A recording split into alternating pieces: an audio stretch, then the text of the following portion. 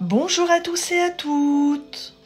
Aujourd'hui, dans cette nouvelle vidéo, je vais te parler des commérages.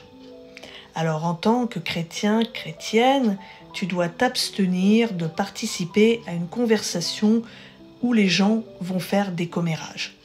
Je sais, c'est pas toujours évident, mais tu peux t'abstenir d'y participer. Par exemple, dans le cadre du travail, tu t'aperçois que tes collègues de travail se sont un petit peu regroupés et tout ça, et puis il ou elle commence à critiquer des personnes. Tu n'es pas obligé de participer à ce type de conversation. Ça peut être aussi au sein de la famille. Tu es à un repas de famille et un membre de ta famille va se mettre à critiquer des personnes, à calomnier, à ragoter, etc. Donc évidemment, lors des repas de famille, c'est pas toujours évident, tu ne peux pas sortir de table comme ça et t'en aller, si je puis dire. Mais par contre, tu peux adopter un autre comportement. Tu peux dévier par exemple la conversation sur des sujets positifs pour faire cesser les commérages. Ça peut être aussi entre amis. Dans ce cas-là, rien ne t'empêche de reprendre avec amour tes amis et de leur dire que tu n'as pas envie d'entendre des commérages, tout simplement. Et parfois, les commérages, les ragots, etc., c'est malheureusement aussi à l'église, entre frères et sœurs également.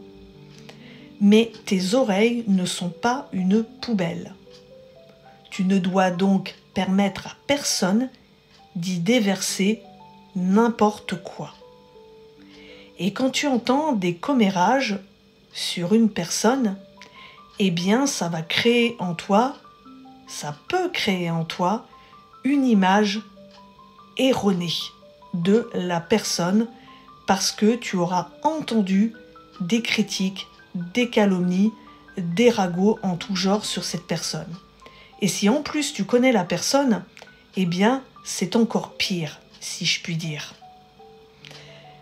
Écouter des commérages et des ragots peuvent être aussi une tentation pour toi d'en faire de même, de rajouter ton grain de sel, si je puis dire.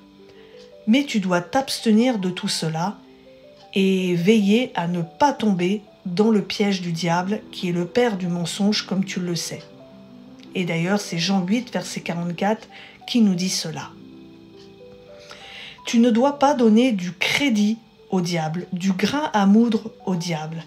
D'ailleurs, Éphésiens 4, verset 27 nous dit de ne pas donner accès au diable. Les ragots, les mensonges en tout genre, les critiques nuisent aux relations et peuvent briser des vies. Et c'est aussi destructeur pour le corps de Christ. La partie 2 arrive. À tout de suite.